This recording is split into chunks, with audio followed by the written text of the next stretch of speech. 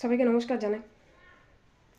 যে কোনো মঞ্চে তাতে মানে কি বলবেন, রাজ্যের হোক বা কেন্দ্রের হোক, যখনই কোনো নেতা যখন ওঠেন তারা নিজের সমস্ত রকম প্রকল্পের কথা বলেন, প্রকল্পের কথা বলছেন, সব ঠিক আছে, দেখবেন একটু প্রকল্পগুলো মানুষের কাছে অব্দি পৌঁছচ্ছে কিনা।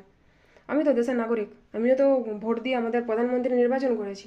আমি পশ্চিমবঙ্গবাসী, আমি ভোট দিয়ে আমাদের মুখ্যমন্ত্রী নির্বাচন করেছি। তাহলে সেক্ষেত্রে আপনাদের প্রকল্পগুলো আমাদের কাছে অব্দি পৌঁছচ্ছে কিনা সেটাও তো দেখার দায়িত্ব সবার রয়েছে। শুধু প্রকল্প চালু করে দিলেই হবে না, প্রকল্পের বেনিফিটগুলো আমরা পাচ্ছি কিনা সেগুলো দেখার দায়িত্ব যদি কাউকে না রেখেছেন তো প্লিজ প্রকল্পগুলো বন্ধ করে দেবেন। তার কারণ কিছু মানুষ মানে কি বলবেন, দয়া অনুগ্রহ এগুলো চায় না, কিছু মানুষ একটু সম্মানের সাথে কাজ করতে চায়। চাকরি নেই ঠিক আছে, একটা জেনারেশন আমরা পঙ্গু হয়ে বসে আছি, সব ঠিক আছে, কিন্তু তার মাঝেও একটু আমরা আশার আলো দেখি যে বিজনেস করেও কিছু উপার্জন করব। নাহলে যেটুকু সার্টিফিকেট আছে, ডিগ্রি আছে, কলেজে পড়ানোর ক্ষমতা রাখি, যেটুকু অভিজ্ঞতা আছে, যে কোনো জায়গাতে কম্পিউটার ল্যাপটপ নিয়ে কাজ করার ক্ষমতা রাখি, কিন্তু তারপরও ব্যাংকে টানা 1 বছর ধরে লাইন দিচ্ছি শুধুমাত্র একটা ছোট্ট লোনের জন্য, ভবিষ্যৎ ক্রেডিট কার্ডের একটা লোনের জন্য।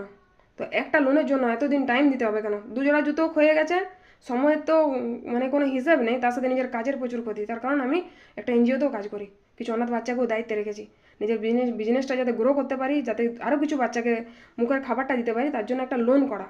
সেটার জন্য বছরের পর বছর, মাসের পর মাস ঘুরে বেড়াচ্ছি।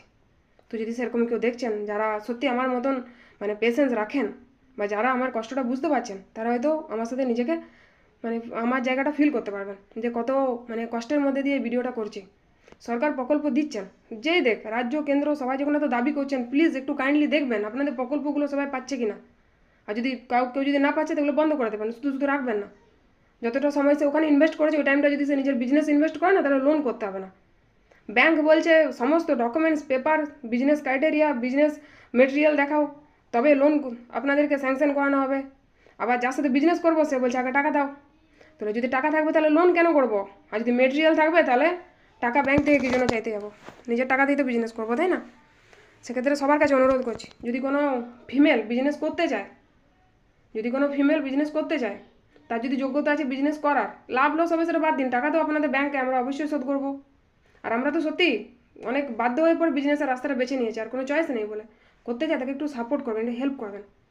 বারবার করে তারা এত অবহেলিত হচ্ছে, সবাইকে বলছি যারা দেশের রাজ্যের সমস্ত রকম দায়িত্বে আছেন, আমরাও নাগরিক, আমরাও কিছু ভেবে আপনাদেরকে চেয়ারে বসাই, কাইন্ডলি একটু দেখবেন যাতে আমরা অন্তত খাওয়ার বা দুটো পড়ার জন্য কারোর উপর ডিপেন্ড না করি। কারণ আমরা সেলফ ডিপেন্ড উমেন, আমরা একদম চাই না যে কারো অনুগ্রহে আমরা বাঁচি, কারো অনুগ্রহে না। তার কারণ আমরা সরকার নির্বাচন করি নিজের সুবিধার জন্য। এই ছোট্ট ভিডিওটা যদি কারো ভালো লাগে, লাইক কমেন্ট অবশ্যই শেয়ার করবেন। অসংখ্য ধন্যবাদ।